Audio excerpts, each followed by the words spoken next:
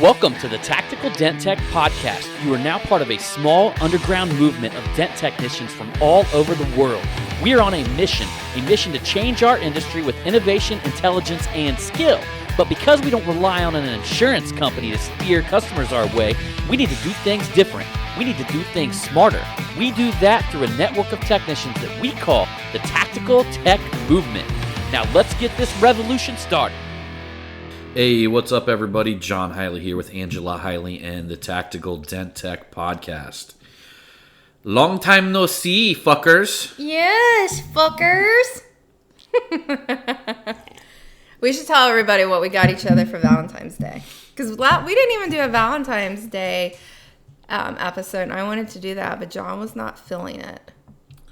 He's like, no, I don't want to do a podcast. Sometimes I hunker down. I was like, me. I'm like, fine, be that way. Everybody sees me as this, what is that shit, extrovert or whatever.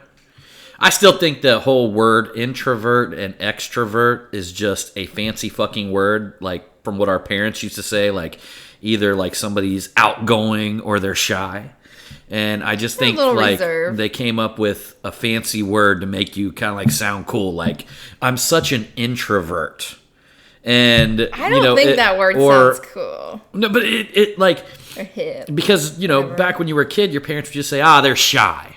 Yeah. Or then, somebody say, well, I'm an extrovert. And, when you were a kid, somebody just say, yeah, they're outgoing or they're a social butterfly. Yeah. And they just created some fancy words to make people feel smarter when they describe their inner emotions.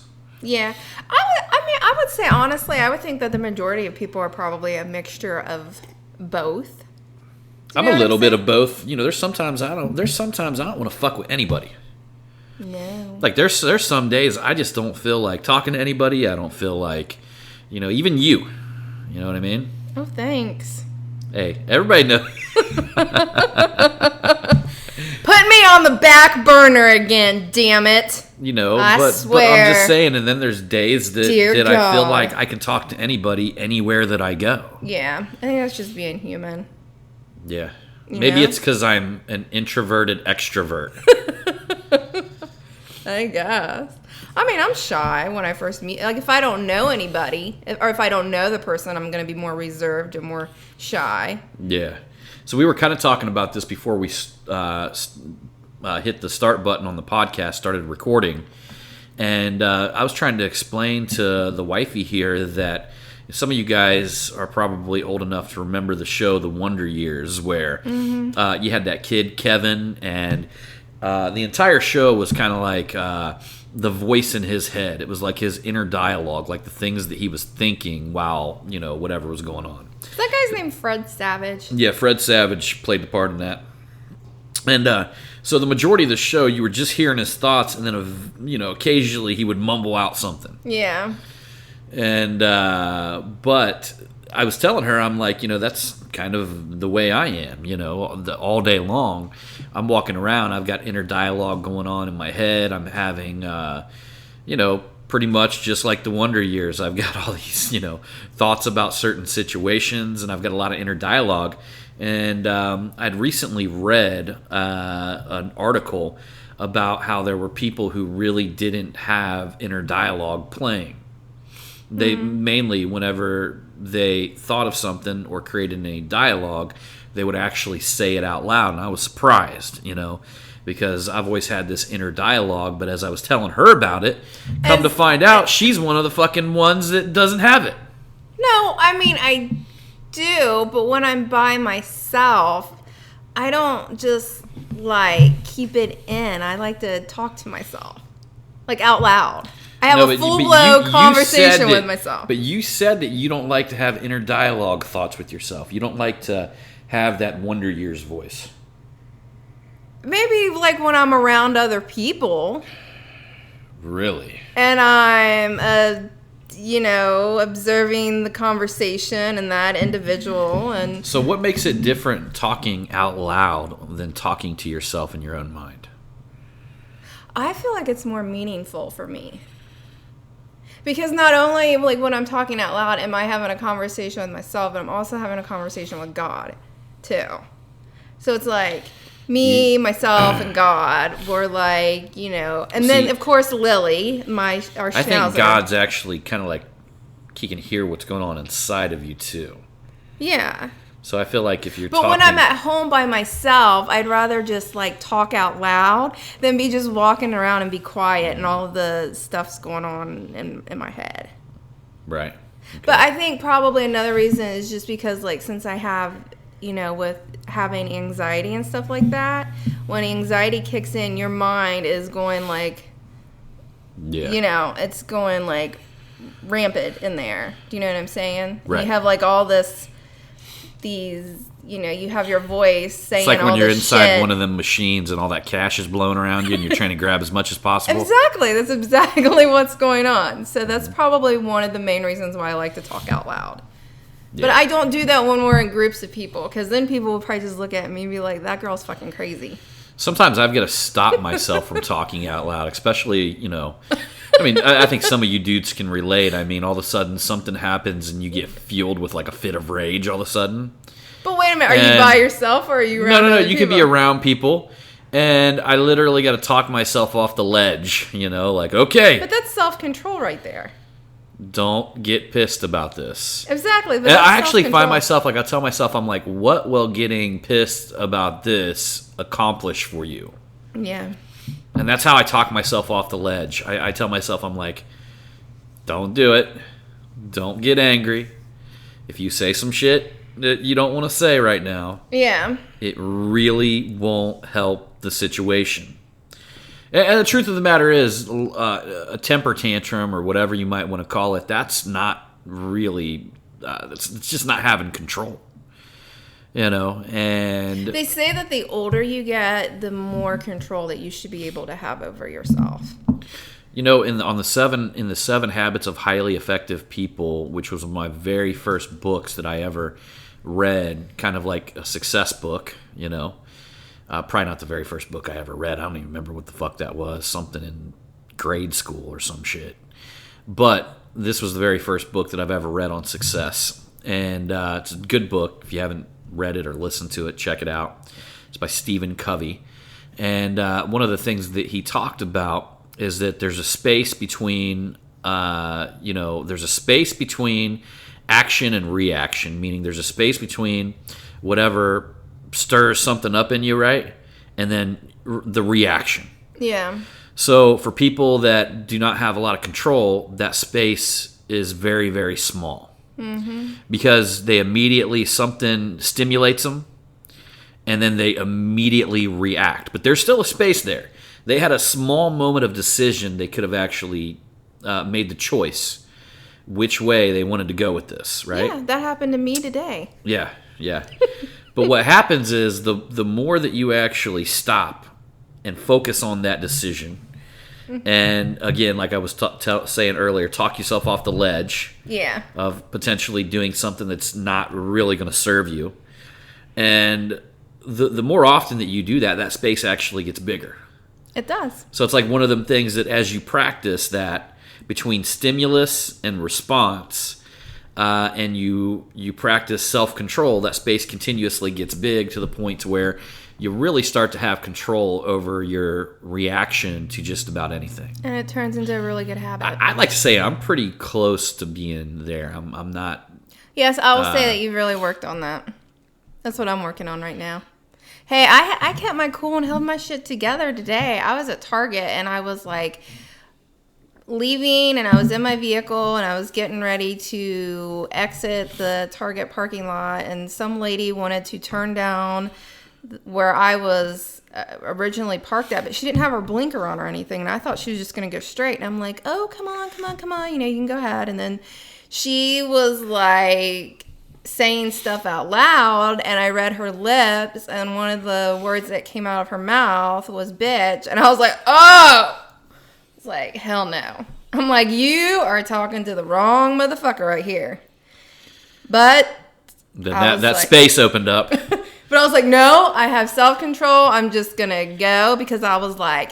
We're both not going to jail today. I was like, girl, I would get out of my car and come over there and beat your ass. Give you a good old ass whooping. But I was like, not today. Not today. See, that happened to me last year, but I actually did jump out of my Corvette and ran up on a semi driver. And what had happened was I was in Jonathan was with you. Yeah, Jonathan was, and that's what really did it. It was kind of like the Papa Bear coming out, you know. Yeah. Is that he was sitting in my Corvette by himself, and I had it parked in our parking lot in front of my shop, and there's trucks that pull in there. And this guy had no reason at all to just like pull right up beside my Corvette and start honking the horn. And my son's out there, and I'm in the shop getting something. I ran back in to get something, and then I had to come back out, jump the car, and leave. Well, I seen this shit this dude pulled, and he had no reason at all to do it. I just lost it. I just ran up to his truck window and asked him what the fuck he was honking his horn about.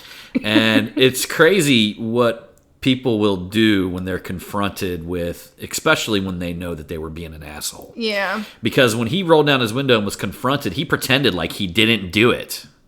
He literally denied I don't know doing how my horn was honking. It was doing it by Yeah, itself. he did it on accident. A ghost. And but you should see it. The way he barreled into the parking lot and honked his horn at it and went in and pulled in. It was like one of them fucking, you guys remember Jim Carrey on Me, Myself, and Irene when he turned into Hank and he seen that dude flip the cigarette on the ground and he walked up and everything happened in slow motion. He looked at the cigarette and looked at the dude talk and he's like, "Hey, fucker, you gonna go pick that up?" That's exactly like... It's like everything happened in slow motion and just a fit of rage came over me. And but again, I really maybe I taught him a lesson, whatever. But something I always got to remind myself is this, you got two choices. Either you're going to be right or happy. You can pick being right or happy. Yeah. And there's a lot of situations where you got to choose happiness over being right. And that includes, some asshole on the internet, which, I'm going to guarantee you guys one thing. If there's some fucking loser out there going and putting like little shitty comments and snippets on people's fucking, actually producers fucking post, they're losers. Period. There's no winner. There's nobody I know, like out of anybody that I know that's doing well, that's going out there and killing it, that's giving it their all. There's no fucking winners out there going out and putting little rude comments on people's Facebook posts. That's juvenile shit for fucking homos that eat dick, period. So for something like that, you know what I mean, to step down to their level, or to step down to that level, it's like you got to ask yourself, would you rather be right? Would you rather go tell this person off, tell them how it is? Would you rather be right, or would you rather be happy and just realize it is what it is and they are who they are? Well, yeah, and in all honesty, individuals that go out there and do that stuff, they're not really happy with themselves.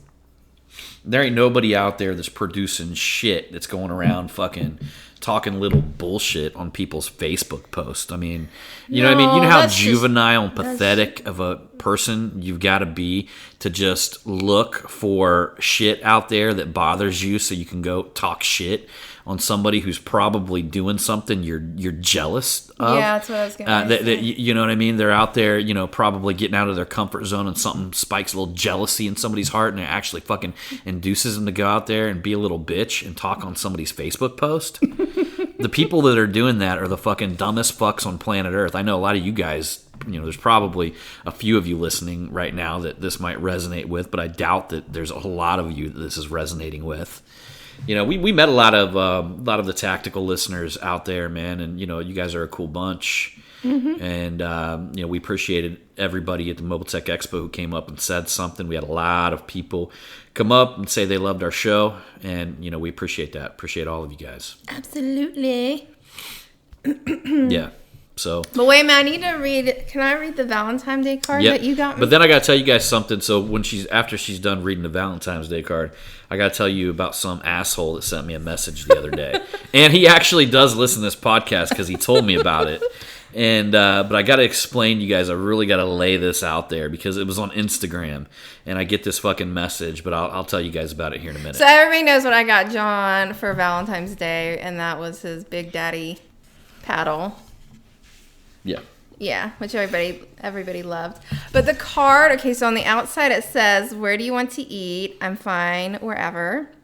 Okay, how about that burger place? No, not there. What about the pizza place? No, someplace else.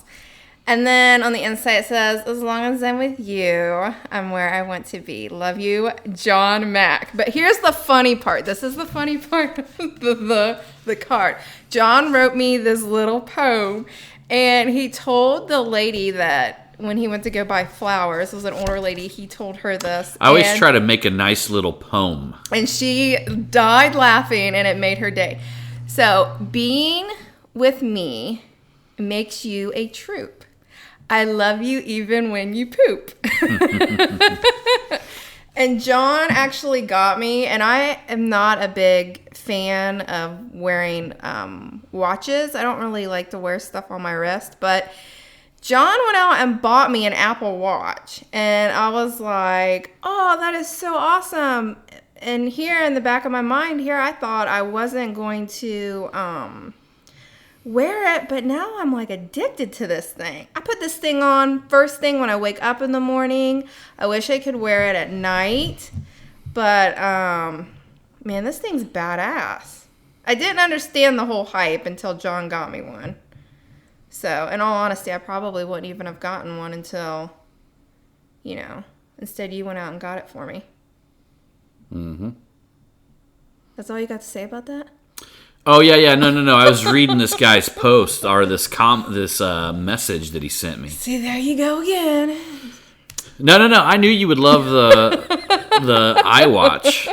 And she's totally addicted to it, and it's like a rose gold color. And then she bought a Burberry, like a fake Burberry strap. Yeah, I'm not going to pay retail price. That shit looks just the same. When it comes to an iWatch, just buy the shit off Amazon. Yeah, I buy the dupes. That's no big deal.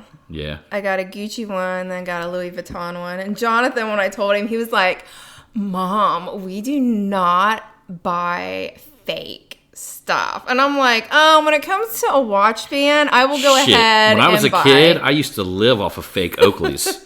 Like, I would go down to the flea market, and I would always go whenever my grandma would take, I would go to visit my grandma in Florida, or me and my grandma would drive down to Florida, and there was a flea market there outside of Daytona.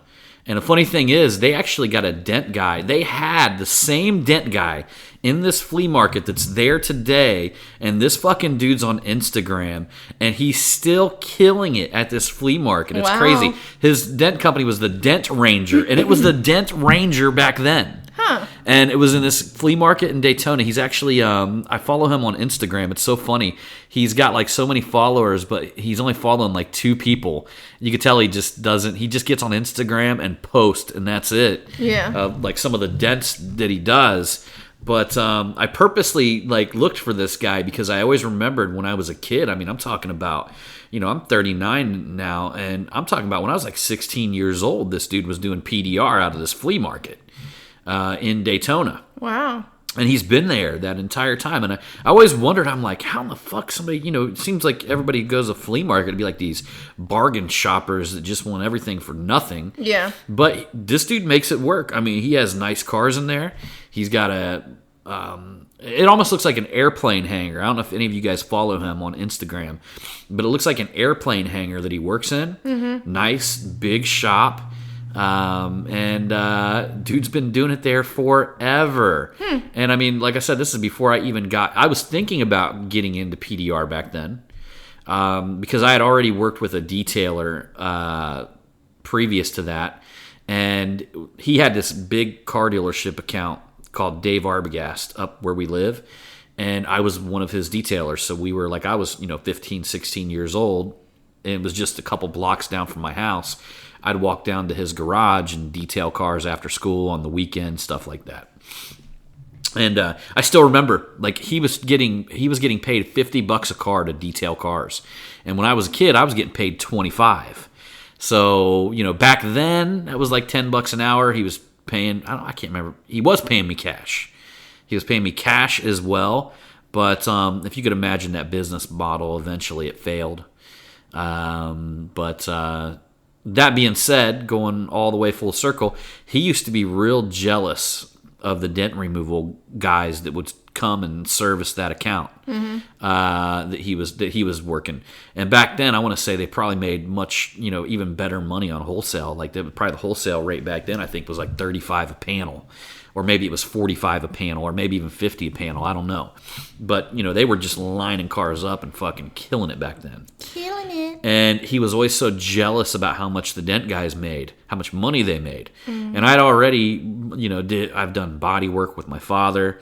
I painted my first car when I was like 13 years old. I wanted to learn at an early age. Remember, we talked about that Mustang that we bought, and it had a smashed quarter panel, and you and your dad fixed it. Yeah, and we fixed it together. And so I was already doing body work with my dad. I mean, I grew up in a garage, and I just kept hearing him talk about these dent guys and them doing it differently. And I just never could get that out of my mind because he was so jealous. And I was thinking the entire time, like, how in the fuck do I become one of these guys? Like, that's one of the main reasons to make that cheddar. Because of his jealousy of him talking about how much money they made. And I was already into cars. I just thought it was a perfect fit. Yeah. And, back then, I guess I didn't really understand a lot of money could be made in paint and body work because my dad never charged anything. My brother never charged anything. They always, he was mainly doing it for his cars that he was fixing and reselling. But when he actually did it for a friend, he just didn't charge him anything at all. It was more of like buy me a few cases of beer. Yep, and my brother was the same way. I mean, I could literally probably go right now to my brother and have him paint half a car for me, and I could trade him in beer. Yeah. As long as I bought the paint, and maybe if he needed a new paint gun or something like that, which he my brother does a good job, especially for the environment that he actually paints cars in. And I mean, he's a great body man. But he still uses them $99 guns from Walmart. And I'm sure that he still uses them. He never bought real expensive guns. He's always done a good job. I even remember when she was pregnant, she was driving, I had one of them. It was a Beretta. It was a Beretta. And she backed into a guy's trunk or side of his bedside. Yeah, it was because that dog that you picked out from that damn animal shelter, that dog hated me. John named her Mary Jane. And you guys could probably guess why I named her that back then. Yeah, and she was a blonde lab mix. This dog She was like hated a full-size dog. It was like... It wasn't a puppy. John was just like, oh, let's go to the animal shelter and get a puppy, I was like, oh, that sounds so cute. And he picks out a full-grown dog that was like 2 years old. And I'm just like, oh, this dog hated me. The dog did not like me at all. But the dog ended up outside because I was like... Man, the baby's getting ready to come. You gotta do something about this damn dog. But long story short, she ended up backing into this dude. Oh, I felt horrible. And man, I hate to say this, guys, but back at the time, I mean, we were I don't even think I had insurance. And because of that, I talked the guy into... I think he felt bad because I was pregnant. Yeah, I talked the guy... 3 sheets to the wind, Yeah, too. and I was about half hammered, and that's why she was driving. And I talked to the guy, and she ended up having him follow me out to my brother's house. And I got his bedside all fixed up on his truck and painted. And I think I paid my brother in beer, of course. Yeah. And he ended up, the last time I talked to Greg, I mean, this guy still comes out and gets paint work done from him. He became like a lifetime client and customer. Yeah. Yeah, he was the nicest dude ever, though. Most people would call the police and all that shit. And I'm like, dude, we really need to handle this. I'll take care of it for you.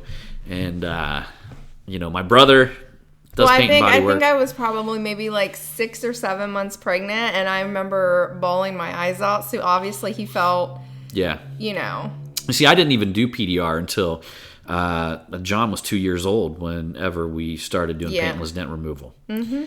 And then at that point I came back, and again, I've told the story before, I had years worth of struggle. I mean, there wasn't that, you didn't have the access that you have today. It's one of the main reasons why, we created Dent Trainer. One of the main reasons I did. I know Mike, he had the whole deal where he was trained by I don't want to butcher this. Don't butcher it. It might have been his father-in-law that trained him. It might have been his father-in-law. Let's just say that. And or something to that nature, stepfather or something to that nature. But I know he was trained by a family member, of some sort. And I went out on my own and got trained at like a mill training place. And when I came back, it was like, I didn't know how to fix a dent. So it took, and not to mention the lights that we had back then. The lights that we had back then were just like two fluorescent tubes. Yeah. With like a green painted, the thing in the center of a light ballast was painted a bright green color. But literally no fog. But then you use that one stuff that you could buy at the store that people do. Eventually, I created a fog by buying some board. Yeah. Like it's like it's like a styrofoam on board. The inside. What you do is you cut one side of it and you crack it and you kind of wedge it as a V around one of your lights, and it'll create a fog, which that helped a lot. But I was pushing on that light with the green painted. I threw it away. You threw them away? I eventually threw all the shit away. I lugged it, like I took it with me from like location to location. I hung onto that shit like it was supposed to be into the Smithsonian. And then one day I got just all like I just wanted to purge and get rid of a bunch of shit, and I just threw it all away. Yeah. I'm sure probably some of the people that you've trained probably seen that light. They were probably like, "Are you serious?" Yeah. This is what you used? Mm-hmm. Yep, boys. That's what we used. That's what we used back in them days. We didn't have no shoes to walk backwards in the snow 5 miles to school, too. No, that was not you. You lived a block away from the school, and your dad used to take you to school every morning, and then he used to come and pick you up for lunch, too. Yeah. I remember your mom would tell me that story, like, all the time, and she would always tell me about how far that she had to walk to school. And she's like, "Oh, yeah, John, no, he wouldn't even walk a block to school." Hey, when you got it like that, you got it like that. I had to have my chauffeur take me. Oh, my God, you're such a dork. You know what, though? You look at that shit nowadays, I wouldn't trade them lunches for anything, having him pick me up and spending that amount of time at lunch with your dad, is a good thing. Mm-hmm. No, absolutely. Yeah. So, that being said, you guys, shit, were we going to talk about something else? What was it? The fucking dude. The fucking dude, and he's probably going to send me another message after this. He's like, "How dare you? How dare you?" I'm not going to say who he is. I'm not going to put him on blast like that. But I'm just going to try to explain this. I know, like, people listen to this podcast, and I just want to let you guys ultimately know that, number one, like, I don't owe any of you guys shit. That's true. You know what I mean? Like, I put this podcast out, and I try to pack as much value as possible because I want to add value to your life. I want to help you guys. But that doesn't mean that I owe you some sort of... number one, okay, so if any of you guys known me for a long time, you guys know that I hate writing messages. Like, literally, I hate it when somebody messages me a question, and I've got to sit here and think about it and write them back, okay? I just hate that shit. I don't like it. It's not something I like to do, so it's, in all honesty, it's not something that I do. Now, if I felt like I did owe him something, because there are some of you guys that I do owe a lot to. Yeah. But I'm going to explain exactly who you guys are. All right? But this guy just hits me up randomly and tells me that he enjoys, he listens to the podcast, and he really enjoyed some content in the podcast. And he's only been doing paintless dent removal for 2 years, and wanted me to know if I could explain to him what he feels like his next step should be. Should he go out on his own? Any thoughts on that I could possibly give him? Yeah. Dude, anybody just out of the blue who I've never heard of, you guys, if I don't know who you are, it's a company name that's hitting me up, just randomly hits me up with a fucking bullshit question like that, they're never, ever, ever going to get a fucking response from me. Because number one, I associate pain with sitting here and writing all that shit out. Number two, I don't fucking owe this person anything. Now, if this individual was actually smart and actually wanted me to help him in answering whatever questions he wanted me to answer for him, he would be out there sharing my stuff. He would be out there, tagging me saying, hey, John Hiley, I bought your Gorilla Grip. Look at it, man. It's so awesome. Look how it works. He would be out there going, sharing my posts and saying, look, or sharing my podcast and then tagging me in it and all this kind of stuff. At that point, I would feel like I fucking owed him something. Yeah. And then when he sent me this question over, I would sit here and actually take the time to type it out. What a lot of people don't realize is that, some of this shit online, number one, you got to realize that I get a ton of messages all the time. And I cannot answer them all. The second thing is I'm really only going to pay attention to people that are out there sharing my stuff and, being part of the team. If they're inside of the Tactical Dent Tech group, sharing stuff, talking about things, engaging, if they're, sharing our podcast, if they're, supportive, things like that, then they're going to be on my radar to the point to where I will talk to them. I'll even get to the points where, I've got on the phone with folks and talked and helped them with their business. And I mean, I do business coaching. I charge people for that. People pay for my business coaching. But I will actually take the time if somebody goes out of their way to help and share and all this kind of stuff to actually help them. Yeah. But the whole thing about sending me this message and then right after that, put it this way, guys, I didn't even see the message. But I noticed I get 2 messages from this guy, right? The second message, the one that I didn't even see the first one, number one. So the second message comes to me less than 24 hours after that, and it says, I take it you're not as real as you're made out. Laugh out loud. Thanks for your help. Dude, if you're listening to this podcast, go fuck off.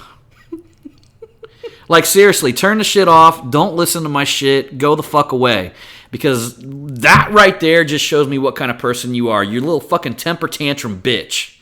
You know what I mean? You didn't get your way. Number one, I didn't even fucking look at your stupid fucking message. And even if I did look at the stupid fucking message, I wouldn't have answered you anyway. Just because of the way you approached it. You don't have the right to other people's fucking time. And I'm going to tell you guys this straight up, that my time is more valuable than money. So if you take time from me, you're taking more than money out of my pocket. But if you're out there fucking sharing my shit, you're out there doing stuff like I do for many people. You want to know the reason why I can pick up the phone, call the fucking any tool company, and they'll just drop what they're doing and answer my phone call? Because I fucking share their shit. Mm-hmm. Because I add value to their fucking life first. You dumb fuck send me a message like this thinking that I owe you something, and then before I even look at it, you send me a fucking message calling me fake? Do you really think in all honesty, if I would have actually taken the time to answer this dickhead, I obviously would have regretted it, because look, the guy could obviously see on Instagram, I didn't even see his stupid message, let alone answer it. Dude, you go fuck yourself. And anybody else who approaches me like that can go fuck themselves too. And you guys can absolutely turn this fucking podcast and not come back and listen to it ever the fuck again. And when I drop some knowledge bombs for your competitors to fucking beat your ass to the fucking dirt, guess what? You won't know about it, and they will. So go fuck yourself with that, homeboy. And you're lucky I didn't tell everybody what your fucking name was. Oh, my. My. So there it is. Let's just say when stimulus hit response, let's just say my choice to make the decision to call this bitch boy out got really, really tiny. Yes. You guys have been wanting to rant for a while. You guys have been wanting a rant for a while. Well, that was a good one. That was a really, really good one. So the moral of the story is, John, if you want people's cooperation, be cool to them first. Yeah. You know what I mean? If you want people to help you, don't just jump in there and ask to take. Don't just try to take from the world. Try to add value to people's life. And then once you add value to people's life, then you're going to get the respect you deserve. That's true. There's always a right way and a wrong way to approach, things and situations. I mean, I personally would never just kind of, like, if I didn't know someone, do you know what I'm saying? I wouldn't be asking them, bombarding them with, hey, I'm going to take some of your time and I want you to answer these questions for me. I wouldn't do that. And any dipshit that basically asks a question, it doesn't even get read, and then before 24 hours is up or whatever, calls the individual fake for not answering them when I didn't even see his fucking question to begin with, is obviously a dickhead to begin with. Yeah, and you're not fake. I wouldn't be with somebody that was fake or not. Well, the thing is, though, if you guys go find the time in this podcast, I told anybody that you can just ask me any question you want and I'll get online and fucking answer it. Yeah. It's not there. It doesn't exist, man. You guys can send in things and topics and things like that and send in questions that I would answer on the podcast. Yeah. But for me to get in a one-on-one exchange with people, look, man, I wouldn't be doing what I'm doing. I wouldn't have what I have today if I got in a bunch of tiny little one-on-one exchanges with 100 people just answering their questions. I know, because it would take up all your time, and then you wouldn't be able to be out there making moves and making money and doing the stuff that really and that for some of you inspires guys some of you guys might shrug your shoulder and say, "Oh man, just answer the dude's questions." Why don't you do it to 50 people a week? Because that's the equivalent of what I would have to do to keep up with all these tiny little questions everywhere, or all these little messages that I'm being sent everywhere. Could you imagine trying to do your job and then also keep up with 50 little random questions, and then on top of that do a podcast, and then on top of that launch 4 companies, and on top of that have time to spend with your family, and then on top of that it just goes on and on and on, guys. That's true. But on a lighter note, if you're out there sharing my shit, if you're out there, helping me, man, and I notice that, dude, I will go above and beyond to help you. That is true. I mean, you guys got to realize, and I do the same thing. So I try to connect with people that are on another level, a higher level than me, and I try to connect with these people by sharing their stuff. I would never just send them some random message expecting them to give me their time.